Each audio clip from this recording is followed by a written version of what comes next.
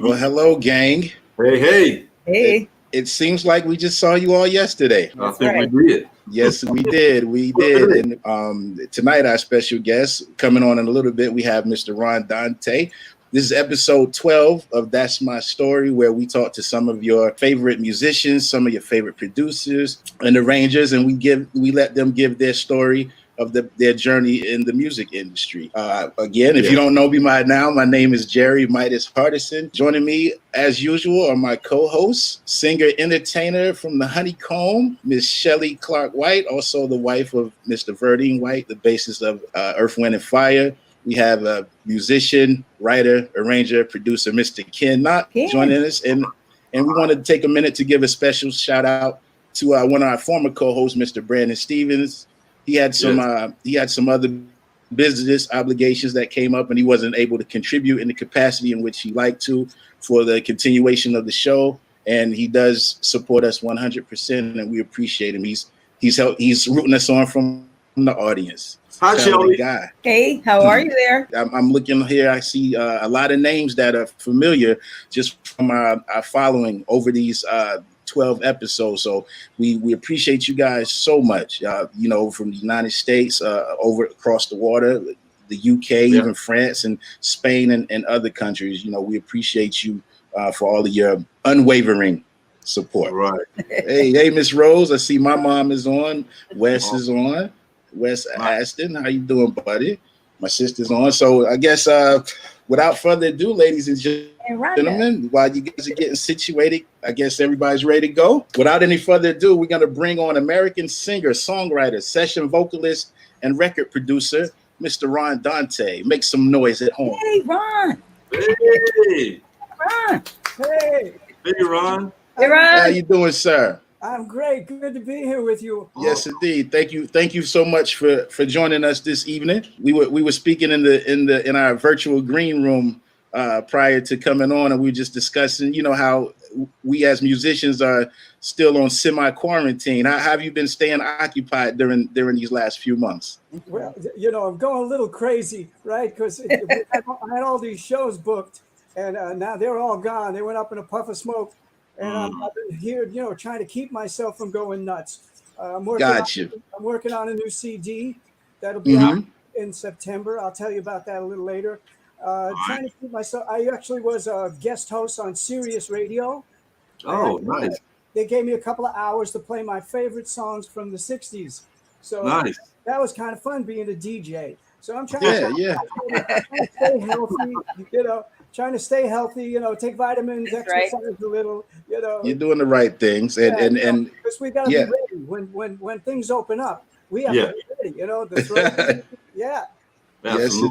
Yes, indeed. I agree 100%. Even with us doing this show, That's My Story show, is a way to diversify ourselves, to stay relevant, and try out a new venture. There's never nothing wrong with gaining a new skill set. Yeah. It keeps you young. Yeah, absolutely. Tried something new. I keep challenging myself every year.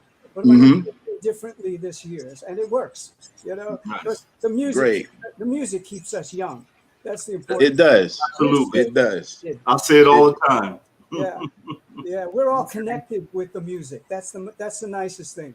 Yes, I agree. Well, we'll get into our discussion for tonight. So you grew up in Staten Island, New York, is that correct? That is correct, yes. Yeah, tell us a little bit about your childhood and how you got involved with music.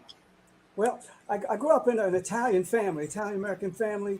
A lot of singing around there. A lot of at a wedding, everywhere you went, there was a little singing. So my dad loved certain artists that he used to play in the 50s. So I discovered music early. like 5 or 6. My dad's playing all these records and things, like the pop hits of the day, from anywhere from Elvis to the Platters, which was one of my favorite groups. And I love Staten Island because I had the opportunity to play guitar. I actually, when I was about 12, I fell out of a tree. I was playing Tarzan, and I fell out of a tree, and I busted my arm up. And it said, it's going to be stiff the rest of your life unless you exercise it. So you can either squeeze the ball or play the guitar. So Elvis was around. I said, I'll play a guitar. My dad got me a little guitar and plugged it into my Webcore tape recorder. We didn't even have an amplifier. We had a tape recorder. I plugged it in, learned to play guitar, and that started me on the music journey. Of course, Staten Island was a great place to grow up in. It was isolated from Manhattan, but you could get to Manhattan on a ferry boat. So you could get to the big city when, and I did when I was about 16. I started to get to the big city and audition for people. Yeah, well, that's very interesting that you had I guess what would be considered an accident, and that's what led to you picking up a guitar and starting a music career. I think that's very interesting. So Ron, yes, anybody that knows me knows that I love parody. I shoot videos back and forth with friends, and for those that don't understand, a parody is like a humorous or satirical imitation, usually of something that's very serious or serious piece of work, literature or song or something of that nature. When we think of parody, we think of the movie Spaceballs or Airplane, right? Or Scary Movie. These are all parodies, and song-wise, it would be something like Weird Al Yankovic, right? Or even Key and Peele, and of course, I love Randy Rainbow. He's a favorite of mine. And I was first introduced to parody in high school when we did a musical called The Mikado, and it was set in a Japanese setting. But it was really a takeoff on British government and how cruel they are and how dysfunctional they are. But you were doing parody long before anybody I know. So how did you get into that? Yes. Oh my goodness. It's so funny. You work hard as a singer, right? And you want your first breakthrough to be like vocally really there, right? So I had these two friends. I worked at Don Kirshner's publishing company, and we were two writer friends, Danny Jordan and Tommy Wynn. Danny had an uncle who wrote hits. He wrote Itsy Bitsy Teeny Yellow Polka Dot Bikini. I remember that. Yeah. He came up with a parody song of Leader of the Pack by the Shangri-Las, and he called his nephew Danny. He said, bring Ronnie over and Tommy, and I'm going to put you on these tracks. And it's called Leader of the Laundromat instead of It's hilarious. It's hilarious. It was like we did 5 different sections. I never heard it. That's me on the bottom with my Gretsch. That's Danny Jordan in the middle and Tommy Wynn on top. With the detergents. Nice. They give us a name, the Detergents. So the first hit record I ever had was by the Detergents, Leader of the Laundromat. But it was a hit because it was on Roulette Records. It was on Roulette Records, which was owned by the mob. And they told us, kids, you'll never get a dime from the sales of this. Because we 2 books anyway. You 2 books. They said that to me. Morris Levy was a big record company president. You've heard of him. Anyway, so we went out on the road. We had like a top 10 record. And we toured with Dick Clark's Caravan of Stars.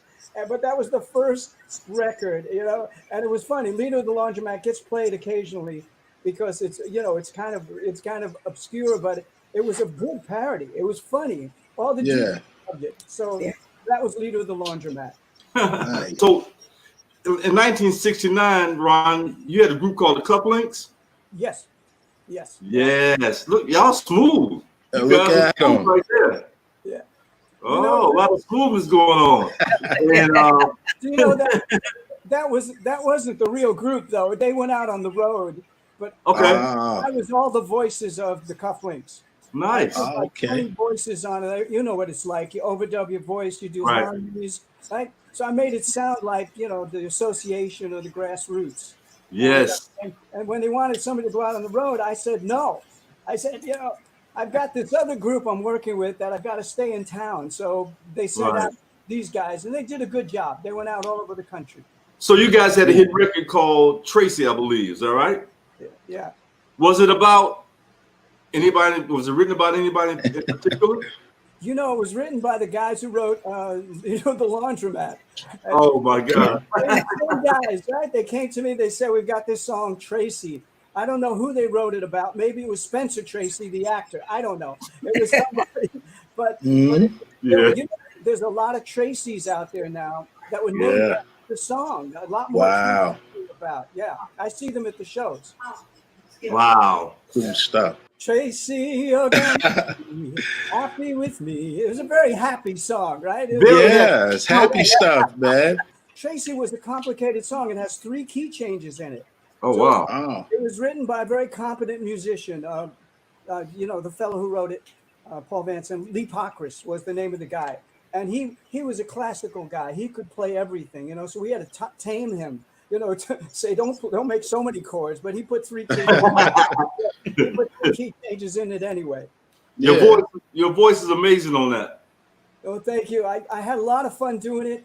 I made up the arrangement like some of you guys probably do the same thing. I made it up on the session, you know, with falsettos. Wow. But it comes to you, right? It just like you pull it down from God. You know, you say, oh yeah, just go with it. And that's why, you know, I had so much fun singing it. You can hear the fun in the voice. Yeah, cool deal.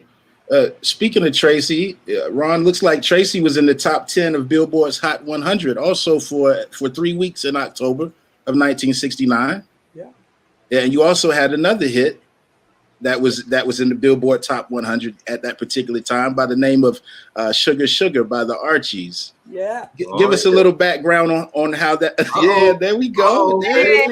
Hey, Ron is prepared. I'm ready. Yes, sir. Love it. Entertainment, right? Yes. Give us a little backstory of how that gig came about as far as doing the cartoon, the Archies and whatnot. It was, you know, it was a lot of fun. As a singer, you just want to sing, right? Yeah. So when people call or you hear of a job, you go for it. That's what I was doing in 1969. I was saying yes to everything. Anything you know, if you said, Ron, can you do this? I'd say yes, and then I'd learn how to do it. But Don Kirshner called me, and he was a very famous music publisher in the 60s. He had a rock concert in the 70s. Of course, he was like 8 years. So he's a very good music man. I had been signed to him as a kid, as a writer. When I was about 17, I signed with him. Wow. We lost touch. And then in 1968, 69, he called. He said he's doing this cartoon show. A friend of mine told me they were looking for the lead singer. So I immediately went over to RCA Victor Records studio in New York, and I said, let me sing one of the songs. So I sung the song called Bang Shang a Lang. It was real fun. And they said, all right, you got the job. And it was great. You know, it was like I knew that the crew was really good. The writer, producer was Jeff Barry. Jeff had written maybe 30, 40 hits in the 60s, from Be My Baby, Hanky Panky, The Do Then He Kissed Me. I mean, he wrote a bunch of hits with his wife, Ellie Greenwich. So Jeff, the producer, writer, I said, well, between Don Kirshner and Jeff Barry, this is really gold. You know, a no-brainer. No matter what the deal was, I took it. I didn't care. You know what it's like. Yeah, so that's why I became the Archies. I was proud of it. I grew up on Archie comics as a kid. I read a lot of those comics, so I knew the characters. That's right. And they're really famous today. They've got their own TV show called Riverdale on the Fox Network, which is a big success. It uses the Archie characters and stuff. But it was fun. Fantastic. I just want to say before we move on that was the #1 selling record in the U.S. in 1969. Unbelievable, huh? Thanks. Yes, indeed. Yeah, great year, 69. And you know the band couldn't get the pocket on that. Wow. They couldn't get it. So the Andy Kim, who you're going to have on as another guest, great friend of mine, who wrote the song with Jeff Barry, went out in the studio, started to play his guitar, and his pick broke. Nobody had to. So he played it with a matchbook, on his guitar, Whoa. flapping, right? And that was the pocket and the sound of Sugar Sugar, which Wow. it sold 6 million copies that year. I mean, I'm not kidding. We're not making it up. They sold a lot of copies. Internationally, it was number 1 in every country. In every country. Every country. It was one of those international. They didn't care about the words. They just heard, they heard the sound, you know? Yeah. So it's pretty good. We lost Midas, I'm sorry to say. Yeah, we lost Midas. I'm coming. He'll get back. Jerry. Uh-oh. Uh-oh. And now he's a star. Oh. I'll speak for Midas right quick. That song was covered by a lot of different artists. Yes. I mean, It was tell me about it. groups, what, the Sands, Bob Marley, Tom Jones, Gladys Knight, Yeah. my ex-boss, Ike and Tina Turner, Sarah Dash, Wow. Nice. Olivia Newton-John, and the hit was on soul singer Wilson Pickett. I'm back. Yes. Hey, hey, Midas. You know, Hey. that was Hey. funky. Right? Groove. That was a good groove for Wilson Pickett. Wasn't it? 1970, I think. Yeah, that was a nice record. Very nicely done. Yeah, we And, were covered by a lot of people. The writers Right. were very, very happy. right. Very happy.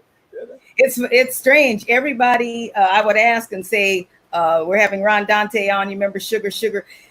It didn't matter the age. They knew the lyrics all the way through almost. Yeah. And so that's what kind of effect that had on It gets people. played Right? on, it gets played on Disney radio, and it gets played on oldies radio all the time. So kids from 6 to 60 know the song, thank goodness. And Right?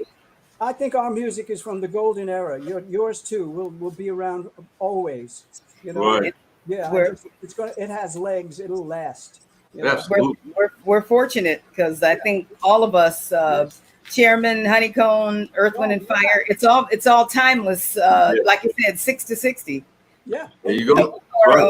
or 9 to 90.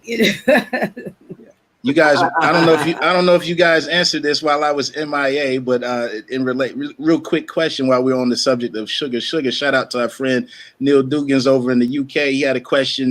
Didn't the late Andy Kim have something to do with Sugar Sugar? You know, That's right. That's Andy Gibb. Oh, Andy Gibb. Oh, Andy Gibb. Yeah, he passed away. Andy Kim is a Canadian, and he's doing just great. You'll see Andy in a few weeks. Yeah, he's great. He'll be very interested to know that they think he passed away. He'll be right out here saying, "I'm here." Indeed. Yeah. Well, after that, Ron, you had your first solo album. Is that correct? It was a song entitled "Builds You Up." Yeah. Let me Yes. bring you up. Yeah.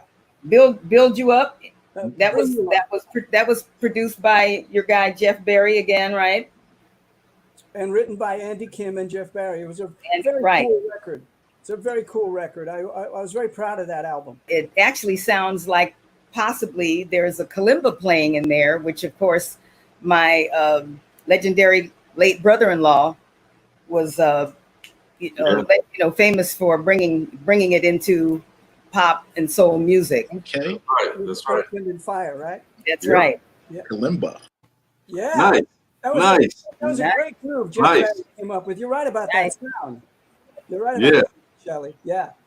Yeah. Yeah, It's a lot of fun doing that. that was Maurice White figured out how to make it electric. He took it apart and and that's how he got that sound. Yeah. Definitely ethnic. I have a story about Maurice White. Yes? I have a story about him putting him together with my artist Barry Manilow to write a song together. I always wanted him to write with Maurice. Finally, I got them together, and they wrote something called Bermuda Triangle, which we produced it. It was on one of Barry's hit albums. But I always said, sweet. you should write more with him. Wow. Well, I'm glad you mentioned Barry because Barry was one of my favorite artists. I love Mandy. Oh, thank you. Yeah. So how was it that the two of you got together? Well, at the time I was singing commercials and Barry was writing commercials. Okay. State Farm is there, like a good neighbor. State Farm. Yeah. And anyway, I got booked. I was a jingle singer for many, many years. You know what it's like. You go in, you sing the song, you make McDonald's sound good. So this date was with this guy Barry Manilow, who was the arranger and writer of the jingle. So get this. This is the background group to sing this commercial. It was Barry Manilow, myself, Melissa Manchester, and Valerie Simpson. Oh, nice. So we had this great sound going, boys and girls, and we sang it was a Pepsi product. I forget what it was. It was a test. But afterwards, Barry said to me, I know you've been, you've had some hit records. You're a producer. He said, I would like to be a soloist. Oh, wow. Would you listen to some of my songs? And I said, sure. I said, who are you working with? He said, I'm working with this girl, Bette Midler. He got an album out. It looked like it's going to be a hit. Right? Yeah, but it was. All his arrangements made it a hit. So years later, I met with him, and he played me some of his songs. He played me "Could It Be Magic?" Yes. Wow. A bunch of people, including Donna Summer, right? So I love that song. I said, this will make a really, really important record. You know, sometimes you do it, it's going to be a pop record, and it's going to be great. Right. It can be important, right? Stop traffic. So in the studio, we made the records.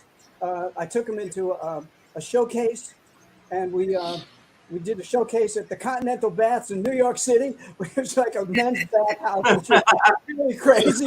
Guys throwing their towels out. Oh, no. I didn't know what it was, but Barry said this is where Bette Midler got her start. So we invited Ahmet Ertegun from Atlantic Records and Larry Manilow from Bell Records, and they both wanted him as an artist. And I told Barry, let's sign with Bell Records. So that was the beginning of our collaboration that went on for about 10 years. He was a very loyal artist. When things got big and hot and we renegotiated with the labels, he said, you're still on board with me. So that's nice. You don't find that all the time, right? You don't find that hangs with you through the success. Yeah. That's incredible. And I'm out of here, right? And Mandy broke through about a year and a half later. And we had like 18 top 10 singles in a row, and I was very proud of those records too. We took a lot of time with the productions. We made sure we had the best songs that were available. Barry wrote half, and we found others from outside. With the help of the president. Was Clyde involved with any of this? Oh yes, Clive gave us Mandy. At the beginning, we were looking for songs to record. He gave us a song called Brandy. And I both said, Brandy has already been done. Right. So Barry, I think, changed the name right on the session. He said, we'll call it Mandy. And he did a live vocal, and that's the one that's on the record. But Clive was great. He came in the studio over a 10-year period, maybe twice, to see us.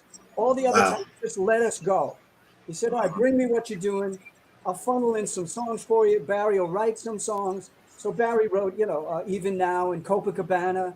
Right. Wonderful songs. It's a miracle. So we had a great run. It was a great run. Yeah. He'll once the plague is over, he'll be performing again. Yes, indeed. Yes, indeed. Yeah. Awesome. I was going to say real quick while we were speaking about Mandy and the Copacabana, I remember on the Fresh Prince, Carlton used to do a lot of that material that, which kind of at first, me being a generation or so after the fact, that's what first kind of got me, got my ear as far as Barry was concerned. So I just wanted to throw that in there real quick. You have a whole show of commercials. Yeah, we just played about $1 million. Wait, what? You mean $1 billion? Yeah. I was trying to lowball. Thank you, residuals. Thank you. Yo, gotta love it. I love that. Yeah. So Ron, you also have 2 Tony Awards, one for Ain't Misbehaving and Children of a Lesser God. Yes. All right. Yeah. What was your Broadway experience like? And first, what to the Broadway experience, and tell us what your Broadway experience was like. Well, I worked. You're in New York City. If you've been to the studios, they're all in the theater district. So I always liked shows. I loved musicals. I was always hoping that some way I could get in. I wrote a Broadway show when I was a kid called Billy, which was based on the novel Billy Budd, as a rock opera. It didn't do very well. It got killed in the Times. But I wanted to be involved in Broadway. So about 10 years after that, a good friend of mine I met at a party named James Lipton, who just passed away from the Actors Studio. He said to me, would you like to be involved in producing shows, put some money in? And I told him, absolutely. So he gave me a script. It was called The Mighty Gents. The Mighty Gents was about a street gang in Harlem. And it was Morgan Freeman's first role. And he got a great role. But the show didn't succeed. It wasn't a big hit. So Jim came to me a second time and said, would you like to be involved in Ain't Misbehavin'? So I went to see it at the Manhattan Theater Club in New York City. And it was just Nell Carter and Ken Page and Andre DeShields. You know, even Irene Cara was in the cast at that time, but she decided not to do the show. So I said, I'm in. I just love Fats Waller, and these performances. It's so moving. So I got involved in theater, and of course, it won the Tony for Best Musical. Nell Carter won for Best Actress, singer in a musical. It's a great experience. It's a whole different world than the music business. Yeah. The theater owners run the show. They've owned the theaters. They book it. They get a piece of the show. You know, so you got to deal with them. And if it fails, you have to pay to get the show out of there. You know? Man, is that right? Yeah. When my first show failed, they said, well, now it's going to cost you $50,000 to go burn the sets. I said, what? Can I keep the sets? No, the laws you got to burn the set. All right, 50 grand. So I make friends with the Schuberts and the people who own the Schuberts theaters, and Manny Eisenberg, who is a very, very famous theater producer. So we did about 12 to 13 shows together. I backed a bunch of shows that some of them were successful, some not. But it's a big gamble. Theater's like music. You know, you got to get something where lightning strikes. You'll hit absolutely right, and then you're off and running. But it's a luck. It's a luck of the draw sometimes. I just try to always do quality on Broadway. And I love theater. Theater's great. Live theaters are, you know, just like live shows. It's electric when it works, and the audience loves it. You feel it, right? Yeah. Experience on Broadway. Yeah. So that makes us feel like, is there anything that you haven't done? Well, I've done a bunch. You know, of course. I've always said, you know, try something new, but keep your base. You know, work from your base, work from your strengths, and keep embellishing those if you can. And I've been very fortunate. I've known good people who have come up with good ideas, and when I heard a good idea, I took it. And you just have to keep doing that. Like, you know, opportunity will keep coming. It's amazing. Right. A few years ago, I was on the Happy Together tour with the Turtles and the Association, the Grassroots, these groups, and I was the opening act. And the following year, I thought they'd ask me to come back, but no, they said, "Listen, we want you to be the lead of the Turtles." Oh. Wow! I said, I get to sing, so I go from the opening act to the closing act. I become right. God struck and said, "Listen, you work hard, you work good. Here's a gift." And so absolutely. that's what I did for 2 years. I was the lead of the Turtles singing "Happy Together" on these tours. So nice stuff, of course. But I've been very fortunate, you know, and we're lucky we're all still here. We all still look good. You know? You know. Fantastic. That's Ron, great. You did another play, Children of a Lesser God. Yes. Yes. Talk about that a little bit. Children. It was based on a great book or something about a teacher at a deaf university who falls in love with his student, and it became a film. But at first, it was a play, and it wasn't physical. And it's funny. It's one of those times when they came to me. They said, "You interested?" I saw it. I went from New York to LA, and I saw it at the Mark Taper Forum here in Los Angeles. And halfway through the show, I called my friend in New York. I said, "I'm in. Let's produce it for Broadway." And it was. You have to tell you, don't take advice from all your friends. All my friends said nobody wants to see a show like this. I said, "Well, what about The Miracle Worker? You know, that was a great play and became a great movie." I said, "Why not this?" I said, I believe in this. So against my friend's advice, I invested and became a producer of it. And of course, It became a Tony Award winning show, won 3 Yes. Tonys. Yes. A very lovely movie with Marley Matlin. So it's one of those happenstances where you just, you know, you have to go with your gut reaction, and sometimes you have to really take a flyer. And that was what happened with Children of a Lesser God. Again, I'm very proud of that because that was one of my first non-musicals. Yeah. Well, it looks like in addition to all of that, you were also a publisher of a magazine called Paris Review. And I looked that magazine up. It is a famous literary that features original art, which I love, original writings, right? I saw some of those posters. They were so eclectic. They went year by, decade by decade. I understand that this was a magazine that was started in like 1953. Was that George Plimpton from out of Paris? He worked in his basement, it looked like, and then it went from Paris to New York. But the magazine is still around, correct? Because I signed up for it. It's a great literary magazine. They were the first ones to get interviews. Interviews were some of the prime things they did with Ernest Hemingway, who never did interviews. My friend George Plimpton, I have to tell you, George Plimpton, who owned the magazine, was my next door neighbor in New York City. Wow. We became fast friends one night when his wife lit the apartment on fire, waxing her eyebrows. So my wife and I rushed in. We helped him get his baby out, his wife out, put the fire out. And George and I became fast friends. He had a huge pool table. And every Sunday he would challenge me to a game of pool. So I was in town. I would come over and I play him. And he was just great, but I would beat him because I grew up playing pool. Right? Yeah. So one night he says, we've lost our finances for the magazine and we're going to have to close. He said, are you interested in becoming the publisher? I said, well, okay. He said, I'll play you for it. Ah. Well, I know, he's not going to beat me. He right. beat 3 games in a row. That was it. I became the publisher of the Paris Review, which I was very proud of. Nice. George knew everybody. George would have a party, and it would be Ed Kennedy would be there, and Jackie Onassis, and Woody Allen. Oh, wow. Muhammad Ali would be there, and it's amazing. You got to meet everybody through the magazine party. So that's the best part of it. And it was a great magazine. It's still out, and they do great interviews. They give young artists a chance to show what they can do in poetry. That's awesome. So it was a great ride, I must say. I once played piano for George's birthday party, right? And this guy comes over in a white suit, drunker than a skunk, and says, "Play Yellow Bird." Who are you? He said, "My name is Tennessee Williams." Oh, right? It was the great writer. This guy from the South, a wonderful guy, and things like that always happened. At George's parties, they were the best. Yeah, wow, man.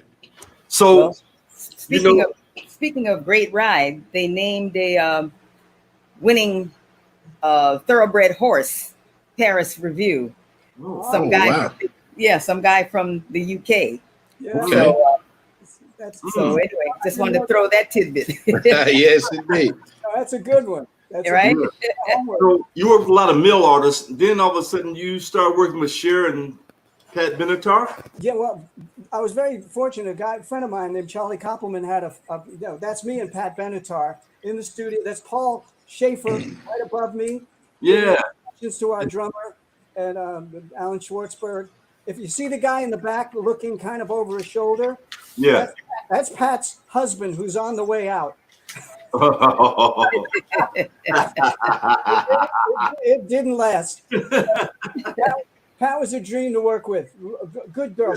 They asked me to come down. Chrysalis Records asked me to come down to a club in New York and see her perform. My friend Jim Kerr, who was on PLJ at the time, came with me. A DJ friend. He actually put me in touch with him. And I heard her sing. She sang 2 or 3 ballads. I said, I do a lot of ballads with Manilow. Then she did You Better Run. This song, You Better Run, by the old Rascals. And I love that song. I said, well, she can rock. So I took her in studio, and we did one ballad. We did 2 rock and rollers, Heartbreaker and You Better Run, which became her first couple of singles. And Nice. she was easy to work with. You know, she did get a little stiff in front of the microphone. Really? You know, first time people, when you bring them in, they say they can do it, but they get stiff in the mic. So I built a little stage, Right. little stage for her, a spotlight, and I invited some people in while we did her vocal, and she came alive. You know, Oh, nice. it was a lot of fun to work with. Of course, What about with Cher? Yeah. Cher was a dream. It's like working with the Statue of Liberty, though. She's like bigger than life. You know, we all grew up with Cher on TV and in movies, Academy Awards. She was a dream. We did 5-6 cuts together for her "Take Me Home" album, and she would come in 11 o'clock in the morning with a bunch of Coors beer, and she would all day until 6, and she was loose. She sang beautifully. She did anything I wanted her to do. I even encouraged her to write a song. She wrote a song for her ex-husband, Greg Allman, called "Too Far Gone," which is a life story of her and Greg, and we had the best vocals. But she was adorable to work with, and she would take me home at night to a place in Malibu, and play me videos that she wanted to do and shows she wanted to put on Broadway, because she knew I was involved on Broadway. She said, Awesome. films, I want to get into Broadway, and she was just great. I must say, seems like the bigger they are, the nicer they are. That's what I hear. Lots of people. I worked a lot, from John Denver to Dionne Warwick to even Ray. I worked with Ray Charles on 3 cuts. And I wanted to tell you that the first session I did with him, I had 36 players in the studio. The whole lot, strings, horns, everybody, right? And Ray walks in, and I've never seen this. The entire orchestra got up and applauded him. Oh, man. Such respect. You've never seen such respect. It was amazing. I've had some amazing times in the studio, but that was one of them too. That's great. Well, Ron, you touched earlier briefly about the Happy Together tour. Give us elaborate just a little more and tell us some of the artists that you work with on that tour. It looks like a stage full of people right here. Yeah, it's my group. It's Gary Puckett and the Union Gap. It's the Association. It's the Cowsills. It's Mark Lindsay from Paul Revere and the Raiders. So we had a pretty all hits all night. You're not allowed to do anything that wasn't a hit. And when you've got 5 or 6 acts, it can be filled in, because we all did about 25 minutes, and the package sells out. People love to come to this one mainly because you get all the hits, and band leader Godfrey Townsend has been the band leader for many years. He emulates the exact record, whatever that key was, whatever the arrangement was. He gives it to you. And nice. That's important. We're not going to do it the new version. We're going to do the digital version, and that makes us happy for that. So, I mean, I hear it's booked. It's all booked up for next summer. All the days, that's great. Few are rescheduled for maybe. I don't know for sure, but I do know next summer will be a hot summer for all of us. Yes. We can't keep a good crowd down. You're right. It sure will. Us. Yeah. We've got the hits. Yeah, you definitely have them. Yeah, buddy. We're coming to the next show. That's great. Yeah, it's definitely some feel-good tunes, man. Yeah. All right, I think it's. I'm sorry. Go ahead, Ron. I'm sorry. Lots of fun. I gotta tell you though, those leather pants, you can't wear them all summer. You gotta sweat a little bit, huh? Outdoor venues get hot, right? Yes, it did. Right. Yes, it did. Yeah. Well, Ron, are you ready? Are you ready to take a few questions from our audience at home? Oh, sure. Yeah. All right. Okay, so it's they can see the questions too. Absolutely. The biggest impression, I have to say, had to be Manilow, because he was a consummate arranger, singer, and a co-producer with me. That had to be like one of the biggest things. Otherwise, other people who came into my life, I really loved working with Dionne Warwick and Pat Benatar. I thought both of them made an impression. Their work ethic was perfect. I mean, they showed up, they did their job. and they sang beautifully, you know. So, but everybody had an impression. I got to tell you, you know it. Every time you work with somebody, you get something off it, something, and you get a little bit of what's energy in their mind, the way they approach their work ethic, and absolutely. Also, you get to see how talented they are. You know, you think you see it on the screen, you hear it on records and stuff, but when you see it in person, when you're in a room with them and they're creating as you go along, you say, "Oh, right, yeah, that's the magic." Yeah, the magic gift. Yeah, so that's got to be it. Yeah. All right. So this one's about the Archie CD project. It's going to be half cuts that I did as a soloist and as a group, and the other half of the CD is going to be some unreleased Archie stuff from the Archie series. Some dance. It's going to be almost Ron Dante animated. So okay. The cover is going to be this. Oh, okay. Wow. Nice. You kind of favor it a little bit. Resemble. This was done by a guy, Dan DiCarlo, who does the Archie covers. Oh, okay.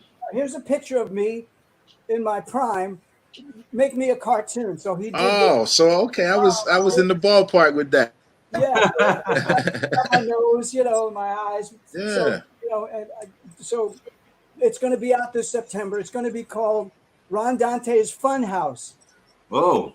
Yeah, so it's going to be a lot of fun animated stuff. I also did 2 other animated series. One was called Spider-Man. I was the voice of Spider-Man. I read that. A rock comic called Beyond the Grave. It was a radio show with actors, and then there was 4 or 5 songs in it that Spider-Man sings. I was the voice of Spider-Man. So we're going to put a couple of those cuts on, and then we're going to put a couple of cuts on from my Asian America TV series called The Amazing Chan and the Chan Clan. The Chan Clan, I saw that. Okay. I saw that. Charlie had a group of kids who were a band. And so I did the voice of the Chan Clan. You know? Cool. I wrote a bunch of songs for it. So we're going to put a few of those on there that people might not have heard. Okay. It's fun. Anyway, what's this? A Beach Boy fan and a Manilow. Yeah. Let's see. I'll read it real quick. Ron, I'm a big Beach Boys fan, and Manilow covered Bruce Johnston's song, I Write the Songs. Whose decision was it for Barry to record that song, and was there any communication with Bruce regarding the cover?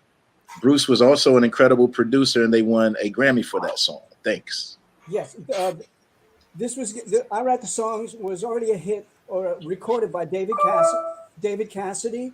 And who else recorded it? The Captain and Tennille had a version.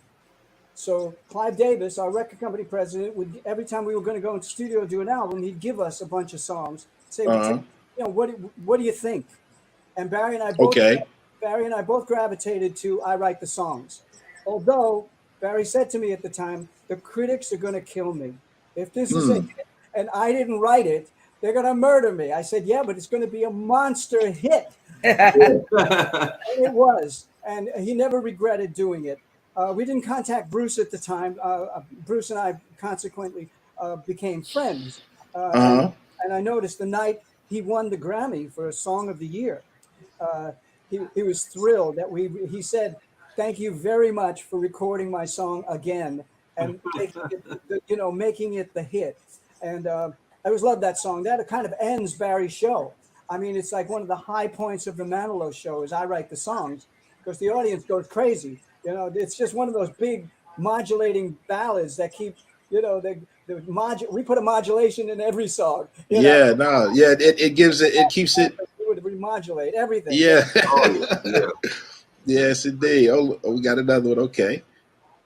Ron, did you ever work with the mighty OJs? This is from Hattie Rogers. Yeah. No, unfortunately, no. I would love to, but I didn't. All right. I got one here. This is from Colton Thomas. Ron, do you remember playing a show in Portland, Oregon back in 1969? My dad was hitchhiking back from his Army physical, and you guys picked him up in the Archies tour van.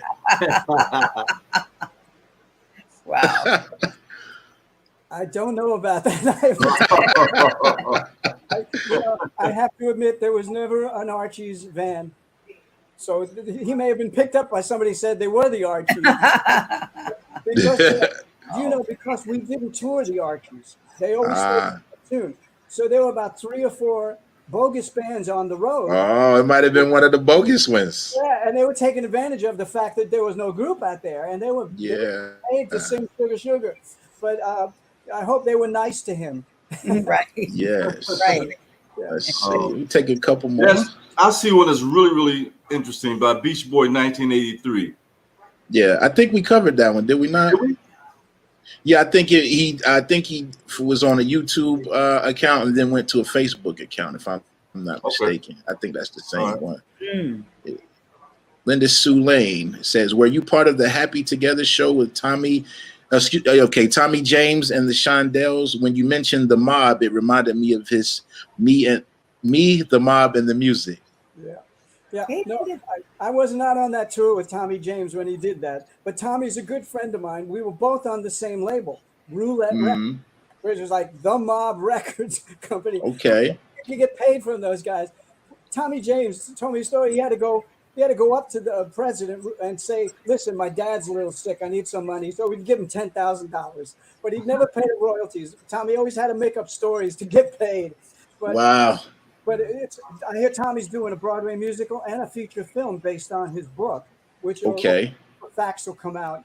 And nice. Tommy's got a great show. I mean, if you ever catch a great Tommy James show, he's a fine performer, still sings in the same keys. And fantastic.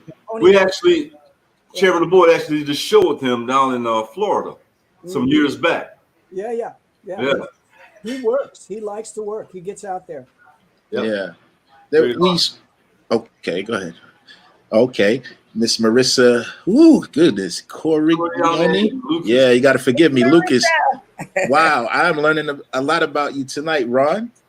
Fantastic. I have to give credit to you guys for doing your homework. Those great clips. That a lot of people have not seen those clips, so it really ties my whole life together. And so I appreciate what you have done, and I'm glad everybody's having a good time. You know, at least it shows I've touched a lot of people and a lot of indeed. Music business and theater. So I've been very fortunate, very blessed. Yes, indeed. I know it's not my car, it's God's car.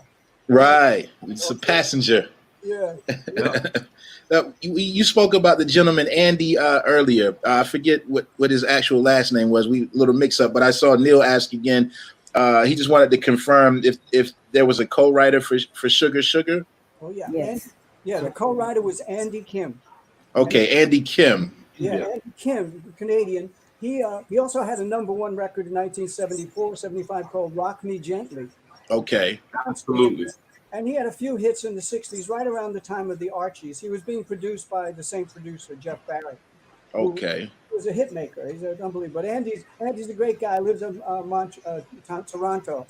And he comes out and tours sometimes. You'll see him in a few weeks. Okay. Backstory. Yeah.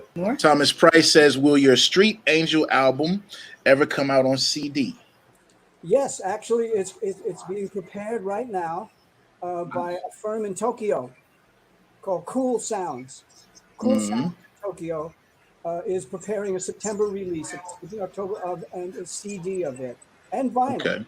So people will be able to finally see my Street Angel album, which was so funny. Street Angel was the song off the album that was written by a guy named Richard Kerr and Scott English. And the reason I recorded it because Scott English wrote Mandy. So I was trying to tie all these things together. Get a little luck from Mandy. Gotcha. Our good buddy, Mr. Charles Chuck Etcherson, asked, who wrote Good Vibrations? Yeah. To my knowledge, it was Brian Wilson. Right. I think the guys in the group contributed some ba-ba-bas and some backgrounds that made the song a big hit. But Brian was the main songwriter, I think, and it was unbelievable. Good Vibrations was one of the best pop records of that decade. I mean, my God, yes. I heard it was done in 3 different stages, 2 different studios. And wow. Bumped them together. Yes, indeed, man. Somebody, Thomas Price says, "Love you, Ron Dante." I appreciate it. Thank you so much. Yeah. Rock Me Gently. Mr. Neil Dugan says Rock Me Gently was the #1 here in the UK. It's a beautiful tune.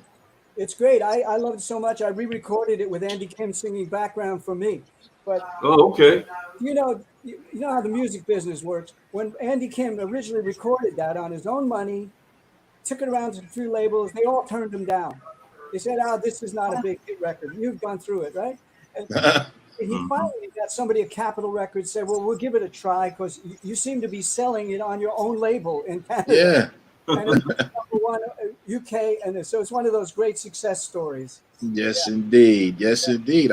I think that may be all of the questions that we have. I have one. Okay. I have a trivia question. A trivia question. Did I understand that you recorded Give Me Just a Little More Time as well? Oh, okay. You got to play a little piece of that. It's got to be here somewhere. I think it went off.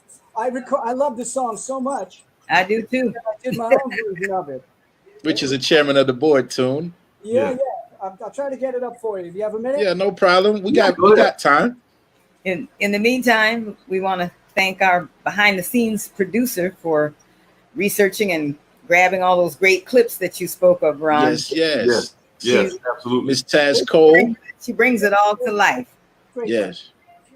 Young and impatient though we may be, there's no need to act foolishly. Yeah. Harmony. Nice. Years from now, it should be regretted. Oh, nice little change. All right. Yeah. All right. Nice. Give me just a little more time.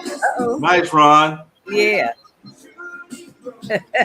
Song, no matter what. Yeah, man, I tell you. Anybody could do that today and have a hit with that again. That kind of arrangement would work. Everybody needs one more time. Well, Yes, indeed. that's a great trivia question for the audience now. No one knew that. We didn't know until today. That's right. Awesome. Yeah. Always one of my favorite songs. A hit song is like magic. It is. Recorded many times. It's Yes. just like Groovy Kind of Love was a hit in the 60s, in the 90s. Certain things come back around. So you never can tell. Yeah. Very true. Very true. Yes. Well, we'd like to thank our ladies and gentlemen at home who tuned in tonight for supporting us. I want to thank my co-hosts, again, the lovely Miss Shelley Clark White, the legendary Mr. Ken Knox, and last but not least, thank you, Mr. Ron Dante, for joining us this evening. Amen. It's been a wonderful experience. Thank you. Thank you for taking the time. It was my honor. A pleasure. Thank you so much, Ron. Well, Ron? let everybody know that next Thursday we have the lead singer from the Daz Band, Mr. I think it's Mr. Jerry. That's right. Jerry Bell. Yeah. So we're gonna let it whip. We're gonna let it whip. When Yeah. Jerry Bell from the Daz Band comes on next Thursday, don't forget to subscribe and like our channel. And Ron, thank you so much, man. A lot of history sits in that square right there. Thank you very much. Yeah. And Ron, where can we find you on social media? Social media works for us. We got to make it work. Yeah. Where can we find you on social media? You can find me at rondante.com. Okay. I have two Facebook sites. Just look for me in a red jacket and come on in and visit. I go on every day to check things out. I'm always putting up new stuff, and I like to keep in touch with the fans. Right. Absolutely. Right. Absolutely. Yeah. Well, folks, don't forget, once again, Ken just said, but I just want to reiterate, make sure you go over to YouTube, like and subscribe to our official Chairman of the Board page. We appreciate you so much. Once you like, you subscribe, you'll get that content hot out the oven before all of your other friends get it, and you can be the cool person on the block with the new content. As usual, we thank you all so much for your support. Thank you for tuning in, especially this week. We did 2 shows, and a lot of your names we saw yesterday as well as today. We thank you so much. God bless you. Y'all stay safe. We'll see you next week for episode 13. Mr. Jerry Bell. Good night, all. Good night. Good night.